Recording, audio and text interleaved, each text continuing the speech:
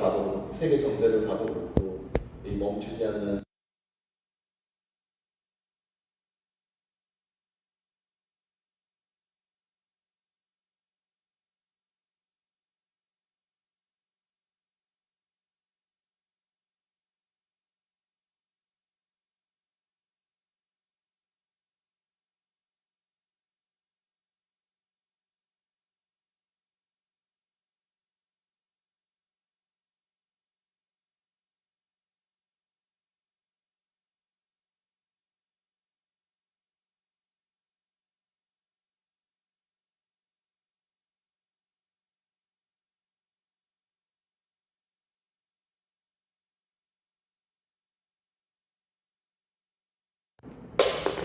이전에는 영혼이 보이고 눈이 보이지 않는 현실에서 그래도 너무 감사한 거는 그렇게 없는 것, 부족한 것, 불안한 것, 두려운 것, 염려되는 것, 근심되는 것들로 고민이 많았었나 봐요. 제가 그것이 몸살도 오고 같은데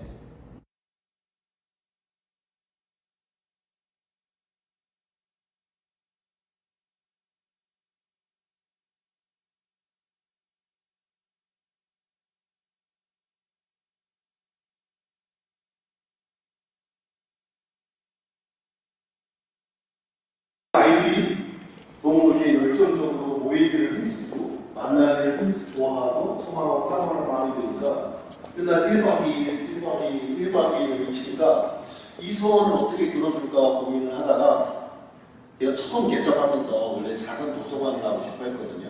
작은 도서관.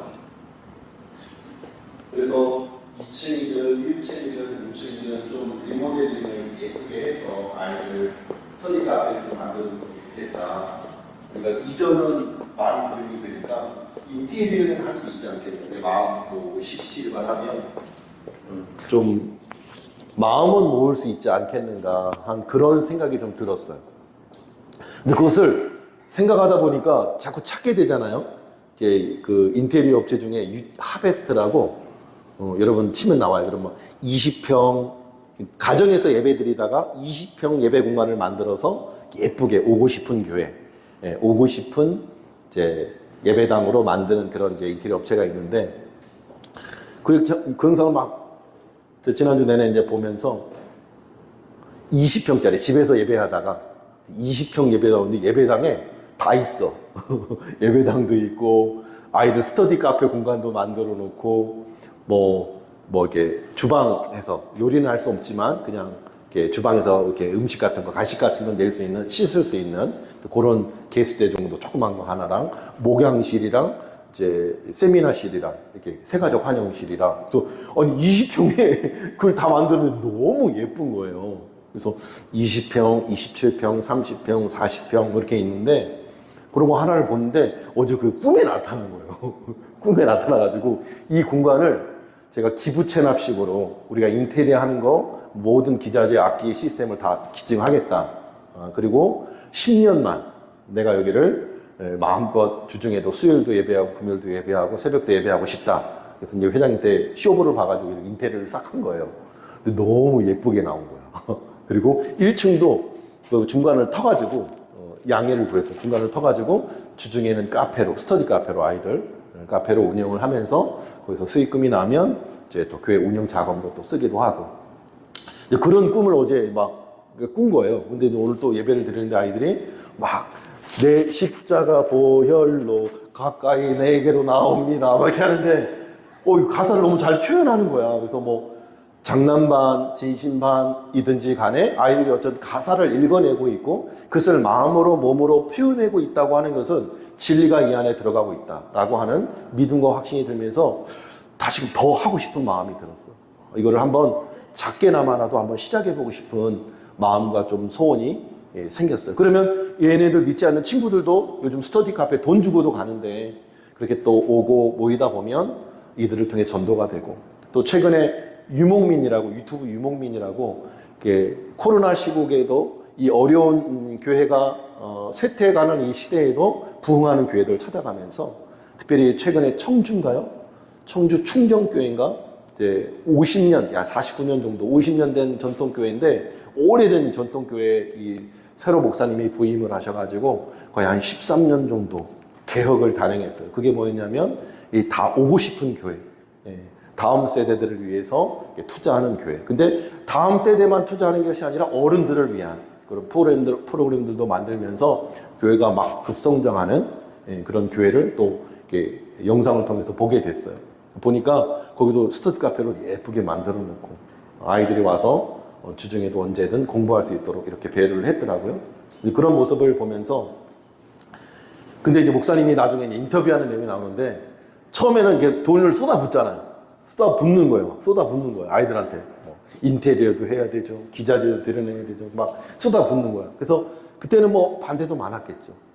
그래서 그런 역경을 이기고 어찌됐든 투자했더니 이제 아이들이 오고 아이들을 통해서 부모님들이 80% 정도가 30대, 40대가 그게 모여서 함께 예배하면서 재정도 탄탄해지고 또 13년 전이니까 지금 우리 한별이가 몇 살이에요? 16살. 16살에 10년 후면 몇 살이죠? 26. 뭐 15년 되면은 31, 뭐 이렇게 되잖아. 26, 31. 그럼 얘네들이 대학을 졸업하고 직장을 다니는 나이 됩니다. 이 친구들이 이제 목사님한테 주례 부탁하러 오고, 결혼한다고 오고, 아기 낳았다고 오고, 인사를 오는 거예요. 근데 그 가정들이 교회의 재정을 담당하고, 11조를 담당하고, 교회를 세워나가는 거예요. 그 경험을 그 간증을 통해서 인터뷰를 통해서 듣게 됐는데, 그래. 울면서라도 씨를 뿌리면 반드시 기쁨으로 그 단을 거둔다고 했는데 지금은 거의 뭐 쏟아붓잖아요. 그런데 3년, 5년, 10년 뒤를 바라보면 이 아이들의 말씀으로 자라나서 교회의 기둥 같은 일꾼이 된다고 한다면 그래도 우리 교회에 소망이 있지 않는가. 소망이 없어요? 소망이 있지 않는가. 그런 마음과 생각이 들었습니다. 여러분도 함께 기도해 주시고 우리 아이들을 격려해 주시면 좋겠습니다. 저런 여러 가지 고민을 갖던 중에 요즘 그 복음서를 통해서 사복음서를 통합하면서 마태, 마가, 누가, 요한복음을 통합해서 지금 읽고 있잖아요. 그러면서 사도 요한이 참 예수님을 3년 동안 따라다니면서 예수님이 누구이신지 직접 눈으로 보고 3년 동안 함께 먹고 함께 동행을 하면서 예수님에 대해서 진짜 많은 것을 깨달았더라고요. 그리고 그의 요한복음에서 그래서 마태, 마가, 누가는 공관복음 같은 관점으로 썼고 복음 중에 복음, 원숙한 복음이라고 하는 요한복음은 가장 맨 나중에 기록이 됐거든요. 그래서 요한복음은 나름 신학이 있어요. 예수님이 누구신가에 대한 나름 신학을 정리해둘 만큼 깊이가 있고 탁월함이 있습니다. 그래서 그 요한복음을 읽다가 사도 요한이 예수님께 자기 자신을 뭐라고 표현하면 사랑받는 자녀, 사랑받는 자라고 자기 자신을 표현해요. 예수님께 수제자 베드로와 함께 더불어 특별히 사랑받는 제자로서 인정을 받았다는 것을 자기가 기록한 성경에 기록해 놓고 있어요. 근데 그가 또 마지막에 썼던 사랑장이라고 이게 사도 요한의 사랑장이라고 불리는 요한 1서. 하나님은 사랑이시다. 눈에 보이는 형제를 사랑하지 않고 보이지 않는 하나님을 사랑할 수 없다. 형제를 사랑하면 너희 안에 사랑이 있고 하나님의 사랑이 너희 안에 거한다. 뭐 이런 사랑장이라고 사도 요한의 사랑장이라고 사랑을 기록한 후에 마지막 우리가 요한계시록 하면 딱 드는 생각이 유튜브에서 떠도는 영상들을 많이 보잖아요. 막 환상, 막 용. 그러면서 어려운 책으로. 그래서 과거에는 목사님들이 했어요. 요한계시록을 읽으면 안 된다. 혼자서 공부하면 안 되고 혼자서 읽으면 안 된다. 쉽지 않은 책이다 라고 얘기를 했는데 저는 오히려 아이들의 시선으로 읽으면 오히려 아이들이 더 잘 이해할 수 있다는 생각이 들어졌어요. 아이들이 읽으면 어린 양 대신 예수님이 악의 사탄들을 다 물리치고 승리하셨네? 이게 요한계시록의 정의일 것 같아요. 아멘입니까? 우리가 복잡하고 막 영적으로 계시를 하고 막 뭐가 뜻을 풀이하려고 하니까 어려운 거지. 있는 그대로 그림을 그리듯이 아이들의 시선으로 오히려 요한계시록을 보면 더 쉬울 것 같아요.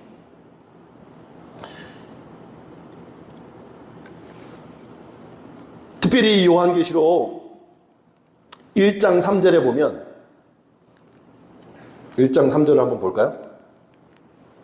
자, 보겠습니다. 시작. 이 예언의 말씀을 읽는 자와 듣는 자와 그 가운데 기록한 것을 지키는 자는 복이 있나니 때가 가까움이라. 그래, 이 책은 두려운 책, 무서운 책, 어려운 책, 읽으면 안 되는 위험한 책이 아니라 여기 뭐라고 말하세요? 이 예언의 말씀을 읽는 자와 듣는 자와 그 가운데 기록한 것을 지키는 자는 복이 있다. 말씀하고 있는 거예요. 한마디로 요한계시록 무슨 말씀이다? 축복의 말씀이다. 아멘입니까? 이 말씀을 더욱 가까이 하게 될 수 있기를 주면 축복합니다. 여기 복이라고 하는 단어, 마카리우스라고 하는 단어는 행복한 자라는 뜻이에요. 하나님의 축복을 받아, 특별히 영적인 축복을 받아서 이 땅의 상황과 환경을 초월하여서 행복한 자라고 말하는 거예요. 영적으로 예수 그리스도를 믿음으로 하나님의 자녀가 되고 하나님의 백성이 된 자. 여기 7절에 보면은 볼지어다 그가 뭐 타고 오시리라? 구름을 타고 오시리라. 각 사람의 눈이 그를 보겠고 그를 찌른 자들도 볼 것이요 땅에 있는 모든 족속이 그로 말미암아 애곡하리라. 반드시 그렇게 되리라. 아멘 말하고 있어요. 네, 여기 많은 사람들이 애곡한대요. 왜? 주님이 심판주로 오시니까. 그런데 우리 믿는 하나님의 백성, 이기는 하나님의 백성, 이기는 끝까지 믿음을 지키는 하나님의 백성들에게는 영원한 하나님의 천국을 보장하고 있다는 거예요. 근데 저는 오늘 사실은 이 1장을 좀 분해하다가 오늘 아침에 예배드리고 기도하고 찬송하면서 하나님이 마지막 장을 주셨어요. 마지막 장. 마지막 장을 읽어라. 한번 넘어가 볼까요? 마지막 장. 3절에 때가 가까웠다고 했고 7절에 볼지어다 반드시 그가 오시리라고 했는데 오시는 그날에 믿지 않는 자들은 애곡하며 슬피 울며 이를갈미 있을 거지만 영원한 지옥불에 던져져서 고통당할 것이지만 우리 믿는 성도들에게 보장되고 약속된 요한계시록 20장을 한번 21장을 한번 읽어볼게요. 21장. 그래서 사도 요한은 이 책을 위로의 책이다. 소망의 책이다. 위로의 책, 소망의 책으로 기록한 것을 볼 수가 있는 것이죠. 한번 볼게요. 요한계시록 21장 찾으셨으면 아멘. 한번 눈으로 한번 따라와 주세요. 또 내가 새 하늘과 새 땅을 보니 처음 하늘과 처음 땅이 없어졌고 바다도 다시 있지 않더라. 또 내가 보매 거룩한 성 새 예루살렘이 하나님께로부터 하늘에서 내려오니 그 준비한 것이 신부가 남편을 위하여 단장한 것 같더라. 이 땅은 이제 다 없어진대요. 이제 바다도 없어진대요. 그리고 새 하늘 새 예루살렘이 하늘로부터 이 땅에 임하는데 그 임하는 성이 마치 신랑이 신부를 위해서 단장한 것 같다는 거예요. 신부가 남편을 위해서 단장한 것처럼 그 성이 꾸며졌다는 거예요. 계속 읽어볼게요. 3절. 내가 들으니 보좌에서 큰 음성이 나서 이르되 보라 하나님의 장막이 사람들과 함께 있음에 하나님이 그들과 함께 계시리니 그들은 하나님의 백성이 되고 하나님은 친히 그들과 함께 계셔서 4절은 함께 읽어볼게요. 시작. 모든 눈물을 그 눈에서 닦아주시니 다시는 사망이 없고 애통하는 것이나 곡하는 것이나 아픈 것이 다시 있지 아니하리니 처음 것들이 다 지나갔음이로라. 아멘. 뭐라고 말해요? 눈물을 닦아주신대요. 그리고 사망이 없고 다시 죽는 것이 없다는 거예요. 그리고 애통하는 것이나 곡하는 것이나 아픈 것도 다시 있지 아니하는 천국, 하나님의 나라가 임한다는 거예요. 아멘입니까? 그러면서 보좌에 앉으신 이가 이르시되 보라 내가 만물을 새롭게 하노라 하시고 또 이르시되 이 말은 신실하고 참되니 기록하라 하시고 또 내게 말씀하시되 이루었도다 나는 알파와 오메가요 처음과 마지막이라. 내가 생명수 샘물을 목마른 자에게 값없이 주리니 이기는 자는 이것들을 상속으로 받으리라. 나는 그의 하나님이 되고 그는 내 아들이 되리라. 그러면서 믿지 않는 자들에 대해서도 또 한 번 경고하고 있습니다. 8절을 읽어볼게요. 시작. 그러나 두려워하는 자들과 믿지 아니하는 자들과 흉악한 자들과 살인자들과 음행하는 자들과 점술가들과 우상 숭배자들과 거짓말하는 모든 자들은 불과 유황으로 타는 못에 던져지리니 이것이 둘째 사망이라. 주님 다시 오시는 그날에 분명한 두 번째 심판이 있는데, 믿는 자는 다시 사망이 있지 않고 눈물이나 애통하는 것이나 고통하는 것이 없는 영원한 천국에서 주님과 더불어 영원히 살 것인데, 믿지 않는 자들은 영원한 둘째 사망, 영원한 지옥불에 던져진다고 분명히 말씀하고 있습니다. 그런데 저는 여기서 또 22장을 그 이후의 말씀을 보면은 마치 하나님의 형상이 이 땅에서 두 다리를 내리고 서 있는 것 같은 거예요. 그림을 저는 이 성경을 읽으면서 그림을 상상해 보니까 주님이 두 다리를 뻗고 이 땅을 딱 발 딛고 서서 통치하고 다스리는 장면이 연상이 되는 거예요. 그러면 주님이 완전하게 다스리고 주님이 완전하게 통치하는 이 나라에는 다시 사망이 없고, 이 땅에서 우리가 고민하는 이 환경 재해나 재난과 이 기후의 위기가 떠나가 버린다. 그것을 새롭게 할 만큼 하나님이 이 땅을 완전한 하나님의 통치가 있는 나라로 변화시켜 주신다고 약속하고 있는 것입니다. 그래서 사도 요한은 이 영광의 하나님 나라를 눈으로 보듯이 생생하게 그림을 그리듯이 환상 중에 하나님이 보여주시는 것이에요. 다시 한번 본문으로 돌아와 볼까요? 여기다 책갈피를 해놓고 다시 한번 본문으로 돌아와 보면 1절에 보면, 자 1절 2절 한번 읽어볼게요. 시작. 예수 그리스도의 계시라. 이는 하나님이 그에게 주사 반드시 속히 일어날 일들을 그 종들에게 보이시려고 그의 천사를 그 종 요한에게 보내어 알게 하신 것이라. 요한은 하나님의 말씀과 예수 그리스도의 증거, 곧 자기가 본 것을 다 증언하였느니라. 이거 누가 보여주신 거예요? 하나님이 그 아들 예수 그리스도를 통해서 환상 중에 이 그림을, 천국의 환상을 보여주신 것입니다. 근데 이 성경이 독자가 누구였느냐? 4절 말씀에 보면 요한은 아시아에 있는 7교회에게 편지하는, 7은 완전수를 의미하거든. 당시에 흩어져 있는 7교회는 오늘날 모든 교회를 대표하는 거예요. 그러므로 초대교회 7교회뿐만 아니라 아시아에 있는 7교회뿐만 아니라 오늘날 전 세계에 있는 하나님과 그의 아들 예수 그리스도를 믿는 우리 모든 교회에게 주시는 말씀이라는 거예요. 그렇다면 이 7교회가 이 편지를 받을 당시의 상황은 어땠냐? 제가 극심한 박해, 도미티안 박해라고 그랬죠. 기억나세요? 요한계시록이 이 선포될 때 이 당시 로마 제국의 압제에 있는 이스라엘 백성들은 도미티안 박해 가운데 있었어요. 제가 기억나시는 분 계세요? 도미티안 박해. 가장 극심한 박해, 도미티안 박해.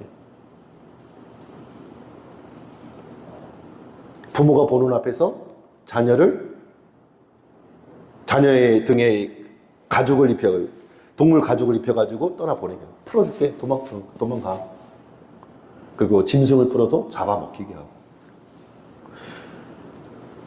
로마 황제를 신으로 불러야 된대.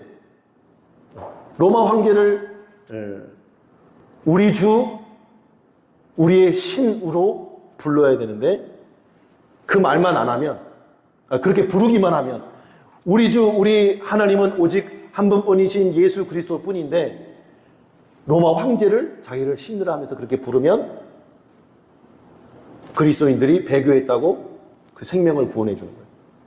근데 말로는 부인할 수 있겠죠. 두 가지 부류였어요. 진짜로 하나님 구원하지도 않고 우리 기도에 응답하지도 않고 우리 살려주지도 않고 이 고난 가운데 우리 건져주지도 않는데 하나님 안 믿어야지. 그냥 하나님을 배신하고 저주했던 한 부류가 있었고, 또 하나는 고난이 너무 극심하니까 그냥 사람들을 불태워 죽이고 짐승의 밥이 되게 하고 서로 싸우게 해서 죽이기도 하고, 로마 경기장 안에서 서로 죽이는 모습을 응원하게 하고, 그런 여러 가지 고난 속에서 이 사람들이 견딜 수 없으니까, 이 고난을 이길 수 있는 힘이 없으니까 서로가 서로를 부는 거예요. 자수하는 거예요. 고발하는 거예요. 그러다가 그 중에서 자기는 예수님을 모른다고 오직 도미티안 황제가 참 신이요 참 우리의 구주라고 고백하게 만드는 거예요. 그러니까 입술로만, 그 고난을 받기 싫으니까 두려움 가운데 그 입술로만 도미티안 황제를 신으로 고백하는 거예요. 근데 이게 입술로만 하는지 마음으로 하는지 어떻게 알 수 있느냐? 이 그리스도인들을 그 경기장에 가둬놓고 그리스도인들을 사자밥이 되고 짐승의 밥이 되게 하는 그 상황, 서로 싸워서 죽이게 하는 그 상황을 보고 맨 앞자리에 그 배교한, 입술로만 배교한 그 그리스도인들을 맨 앞자리에 배석한 거예요. 그러면 그 앞에서 보는 대상이 누구냐? 자기와 함께 신앙생활했던 집사님, 권사님, 목사님, 장로님이 거기에 끝까지 예수 그리스도를 주라고 시인하고 고백하다가 순교당하기 직전에 있는 거예요. 믿었던 우리 집사님의 아들, 딸들이 거기 경기장 안에 있는 거예요. 그 상황 속에서 동료 그리스도인들이 죽어가는 모습을 보고 눈물을 흘리거나 슬퍼하거나 울면 그거는 진짜 배교자가 아닌 거예요. 그리고 로마 군병들이 서 있다가 그 맨 앞줄에 있는 배교자, 가짜 배교자들 이 얼굴을 보고 슬퍼하거나 울면 잡아다가 똑같이 그 경기장 안에 넣는 거예요. 극심한, 진짜 말도 안 되는 핍박이죠. 그런 고난 속에서 이 사도 요한 역시도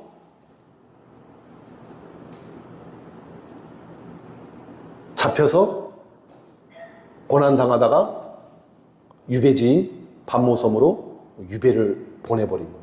워낙 진리를 선포하고 하나님의 말씀을 지키려고 사수하는 이 사도 요한을 귀양 보내버린 거예요.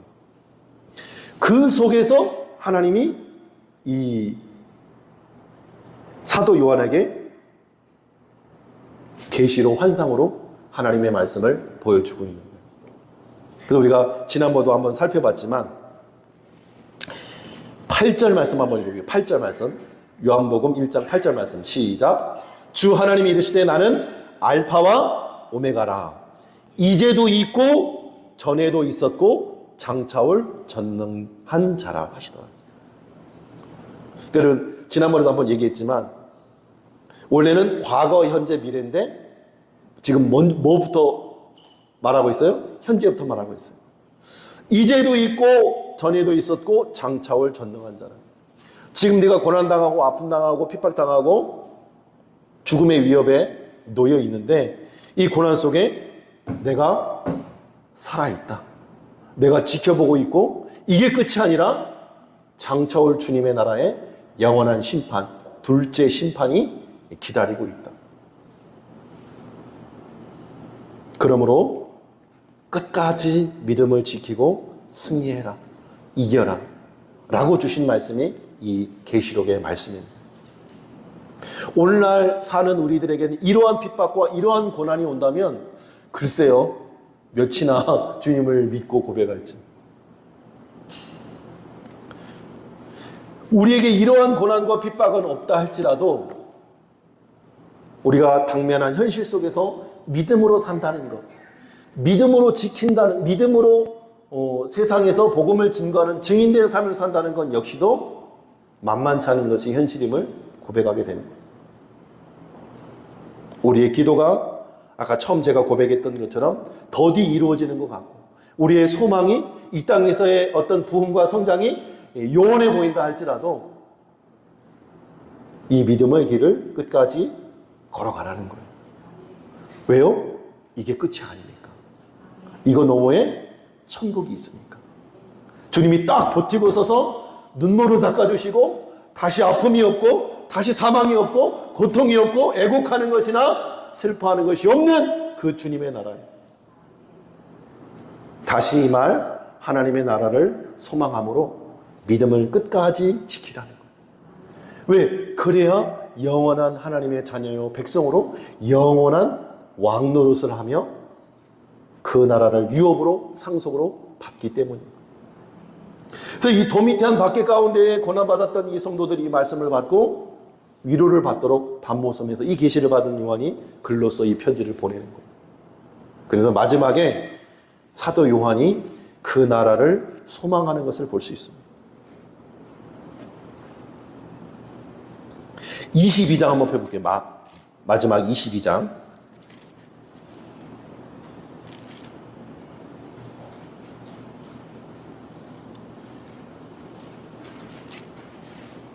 (22장)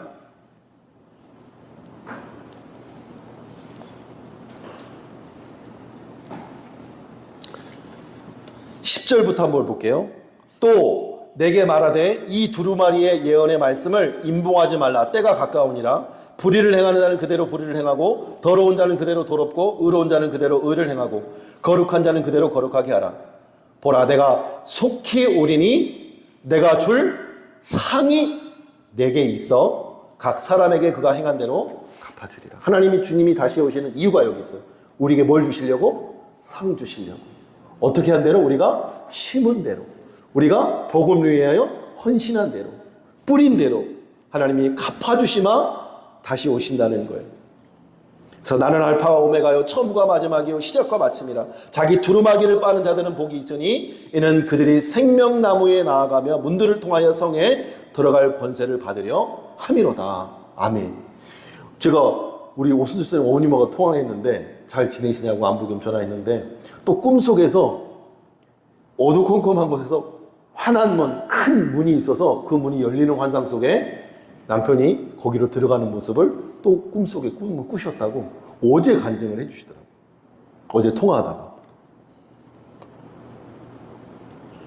이게 성경에만 있는 내용이 아니고 실제 우리의 남편을 떠나보낸 이 어머님의 꿈속에서도 환상 중에 보여주시는 거예요.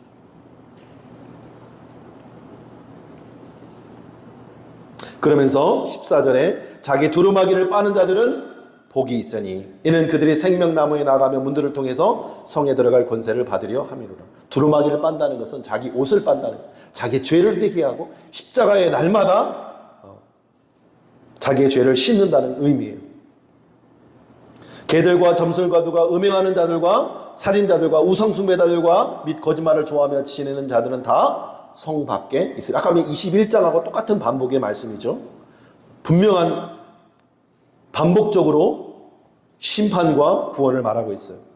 그러면서 나 예수는 교회들을 위하여 내 사자를 보내어 이것들을 너에게 증언하게 하노라. 나는 다윗의 뿌리요 자손이니 곧 광명한 새벽별을 아시더라. 17절 성령과 신부가 말씀하시길 오라 하시는도다. 듣는 자도 오라 할 것이요 목마른 자도 오라 할 것이요 원하는 자는 값없이 생명수를 받으라 하시더라. 그러면서 마지막 내가 이 두루마리의 예언의 말씀을 듣는 모든 사람에게 증언하노니 만일 누구든지 이것들 외에 더하면 하나님이 이 두루마기에 기록된 재앙들을 그에게 더하실 것이요. 그러면 이 말씀을, 예언의 말씀을 막 이상하게 푸는 사람들을 세대주의 종말론처럼 내일 종말이 임하니까 집 팔고 산 팔고 다 팔아서 바쳐라 하는 식으로 사람들을 미혹하는 자들에게는 이 성경 말씀에 더하는 자들은 재앙을 더해 주신다는 거예요. 또한 19절에 만일 누구든지 이 두루마리 예언의 말씀에서 제하여 버리면, 이 성경 말씀을 전하지 않거나 계시록의 말씀 읽지 말라고 하거나 이 말씀을 가르치지 않는 자는 하나님이 이 두루마리에 기록된 생명나무와 그 거룩한 성에 참여함을 그들 제하버립니다. 그래서 저는 오늘 전하는 거예요. 이 말씀을. 그러면서 사도 요한이 그 나라를 소망합니다. 20절 21절을 한번 읽어볼게요. 시작. 이것들을 증언하신 이가 이르시되 내가 진실로 속히 오리라 하거늘. 아멘. 주 예수여 오시옵소서. 주 예수의 은혜가 모든 자들에게 있을지어다. 아멘. 그래서 우리의 소망은 주님이 빨리 오시기를 소망하는 거예요. 언제 주님이 오셔요? 땅끝까지 이 복음에 증언되어야 그제야 끝이 오리라. 그래서 그 일을 위해서 복음을 전하고 한 영혼이라도 구원을 위해서 힘쓰고 애쓰는 것이. 바라기는 우리의 소망이 이 땅에 국한되어 있지 않고 죽음 너머에 주님 다시 오시는 그날에 영원한 천국에 있음을 우리가 소망하면서 비록 추석 명절은 잘 못 보냈다 할지라도, 그죠? 우리의 가정이 아픔과 여러 가지 기도 제목과 슬픔이 있다 할지라도 그 나라, 그 소망을 바라보며 오늘이라 일컫는 동안 그 가족들에게, 믿지 않는 가족들에게 이 예수의 복음, 예수의 생명을 전해줄 수 있는 저와 여러분 될 수 있기를 주님으로 초망합니다. 축복합니다.